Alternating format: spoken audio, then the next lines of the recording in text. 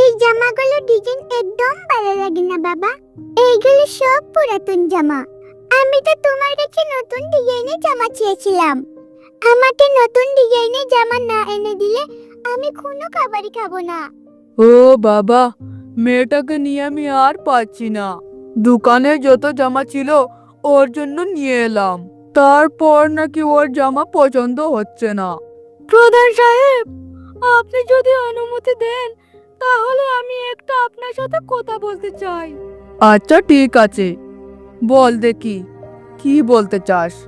বনে যদি ঘোষণা দেওয়া হয় তাহলে মনে হয় নতুন ডিজাইনের জামা কেউ বানিয়ে দিতে পারবে। হ্যাঁ হ্যাঁ, তুই ঠিক কথা বলেছিস। আচ্ছা ঠিক আছে, তাহলে তাড়াতাড়ি বনে ঘোষণা করে দে। একটি বিশেষ ঘোষণা, একটি বিশেষ ঘোষণা। বন প্রধানের মেয়ের জন্য যে নতুন ডিজাইনের জামা বানিয়ে দিতে পারবে তাকে 100 স্বর্ণ মুদ্রা দেওয়া হবে। একটি বিশেষ ঘোষণা। দেখছো কাকুলি, বন প্রধানের মেয়ের জন্য নতুন ডিজাইনের জামা বানিয়ে দিতে পারলে 100 স্বর্ণ মুদ্রা দিবে। তাহলে তো এই সুযোগ হাতছাড়া করা যাবে না। যেভাবেই হোক আমরা নতুন ডিজাইনের জামা বানিয়ে দিতে হবে। হ্যাঁ কালু, তুমি একদম ঠিক কথা বলেছ।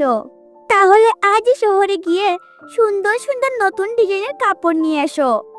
আর শুনো, তুমি যে শহরে যাচ্ছ এই কথা কাউকে বলা যাবে না। আরে না না কাকুলি, আমি কাউকে কিছু বলবো না।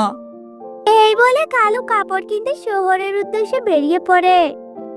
আর পথে টুনির সাথে তার দেখা হয়ে যায়। কালু দাদা, ঘোষণা শুনেছে তো? তোমাদের তো টাকা আছে, কিছু কাপড় কিনে নিয়ে এসে প্রধান সাহেবের মেয়েকে নতুন ডিজাইনের কাপড় বানিয়ে দিতে পারো। আমার কাছে টাকা থাকলে আমিও একটা সুন্দর জামা বানিয়ে দিতাম। আরে ঘোষণা তো সব মিথ্যে বলেছে, কোনো স্বর্ণ মুদ্রা দিবে না। একটা কাপড়ের এত স্বর্ণ মুদ্রা দিবে নাকি? তুই আর টাকা দাঁড় করে জামা বানাতে চাইস না, তাহলে কিন্তু পরে আফসোস করতে হবে।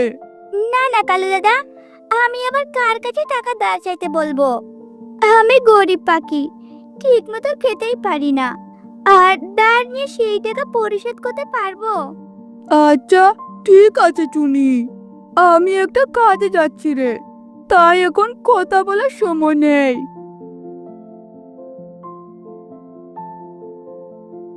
চল রে মা, আমরা বনে চলে যাই। টুনি আর টুকি একটা ফুলের বাগানে চলে যায়। মা, দেখো দেখো, কত সুন্দর ফুল! এই ফুল আর গাছের লতা পাতা দিয়ে তো অনেক সুন্দর জামা বানানো যাবে। হ্যাঁ রে মা, তুই একদম ঠিকই বলেছিস। ফুল গাছ আর লতা পাতা দিয়ে জামা বানালে একদম নতুন ডিজাইনের জামা হবে। তুই ফুল তুলতে থাক, আর আমি কাট কাটতে যাচ্ছি। আচ্ছা ঠিক আছে। টুকি ফুল তুলতে থাকে, আর এইভাবে বেশ কিছুক্ষণ কেটে যায়। মা টুকি, তোর ফুল তোলা হলো?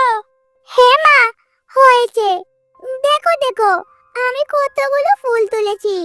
এখন চল বাড়িতে, আর বাড়ির পাশ থেকে বড় বড় গাছ তুলে জামা বানানো শুরু করব। এরপর টুনি আর টুকি বাড়ির দিকে যেতে থাকে। আর তখনই টুকি দেখতে পায় আর কালো সুন্দর কাপড় নিয়ে বাড়ির দিকে যাচ্ছে।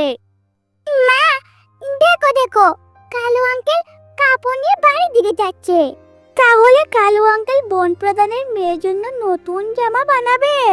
আরে না, কালো দাদা তো বন প্রধানের কথা বিশ্বাসই করছে না। তাহলে জামা বানাবে কেন? হয়তো কাকুলি দিদি জামা বানাবে। কাকুলি, দেখো দেখো, শহর থেকে কত সুন্দর সুন্দর কাপড় নিয়ে এসেছি। এবার চলো জামা বানানোর কাজ শুরু করি। হ্যাঁ কালু, তাড়াতাড়ি জামা বানাতে হবে, না হলে বনের অন্য পাখিরা জামা বানাতে শুরু করবে। জামা বানিয়ে বন প্রধানের কাছে নিয়ে যাবে। টুনি তো গরিব পাখি, তাই জামা বানাবে না। আর বাকি পাখিদের বাড়িতে গিয়ে মিথ্যে কথা বলে আসতে হবে। হ্যাঁ হ্যাঁ, তুমি এক্ষুনি পাখিদের বাড়ি যাও।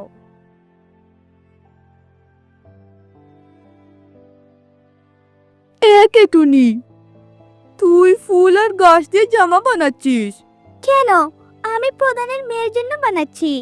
কেউ যদি জামা বানিয়ে না দেয় তাহলে তো বন প্রধানের মেয়ে খুব কষ্ট পাবে। তাই আমি যেইভাবে পারি সেইভাবে জামা বানাচ্ছি। হা হা হা হা, তুই কি পাগল হয়েছিস? বন প্রধানের মেয়ে তোর গাছের জামা দেখে খুশি হবে, বরং বন প্রধান তোকে বন থেকে তাড়িয়ে দেবে। হা হা হা।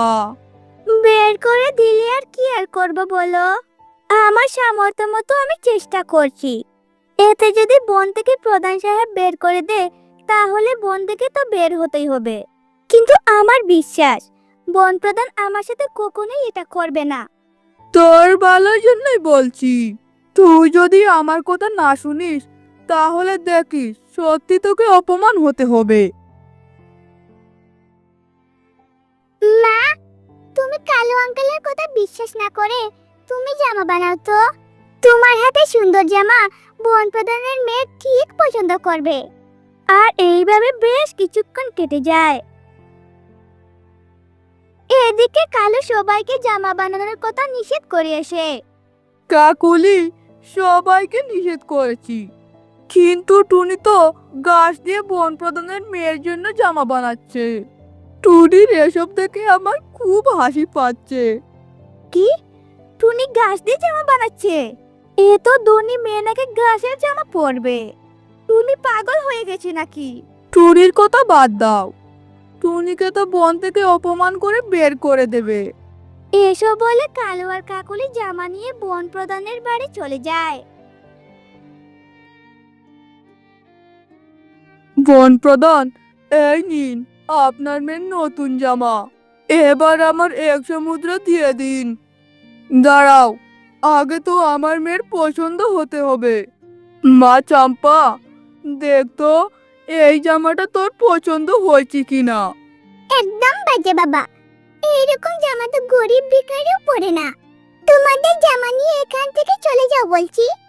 এরপর কালু আর কাকুলি কিছু না বলে অপমান হয়ে বাড়ির দিকে আসতে থাকে। আর পথে তাদের সাথে টুনির দেখা হয়ে যায়। টুনি, গাছের জামা নিয়ে বন প্রধানের বাড়ি যাচ্ছিস তাই না? যা যা, বন প্রধান তোকে আজ 200 স্বর্ণ মুদ্রা দেবে। আমাদের এত সুন্দর জামা প্রধানের মেয়ে পছন্দ করেনি। আর তুই কি করে ভাবলি যে তোর গাছের জামা পছন্দ করবে? চেষ্টা তো করতে হবে কাকুলি দিদি, পছন্দ তো হতে পারে। এ কথা বলে টুনি আর টুকি বন প্রধানের বাড়ি চলে যায়। আর টুনির হাতে গাছের জামা দেখে আর চম্পা লাফাতে থাকে। এই তো আমার পছন্দের জামা। বাবা, দেখো দেখো, এই টুনি মাসি আমার জন্য কত সুন্দর জামা বানিয়ে নিয়ে এসেছে। একদম নতুন ডিজাইনের জামা হয়েছে।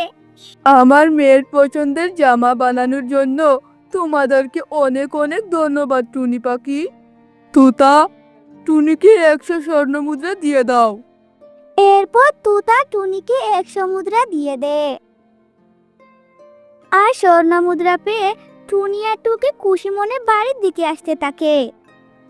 ঠিক তখনই তাদের সামনে কালু আর কাকুলি চলে আসে। কি রে টুনি, সত্যি কি ওই গাছের জামা বনের প্রধানের মেয়ে পছন্দ করেছে? হ্যাঁ আঙ্কেল, খুব পছন্দ করেছে। আর তাই তো আমাদেরকে 100 স্বর্ণ মুদ্রা দিয়েছে। কালু, আমরা যদি ফুল আর গাছ দিয়ে জামা বানাতাম তাহলে আজ আমরাও 100 মুদ্রা পেতাম।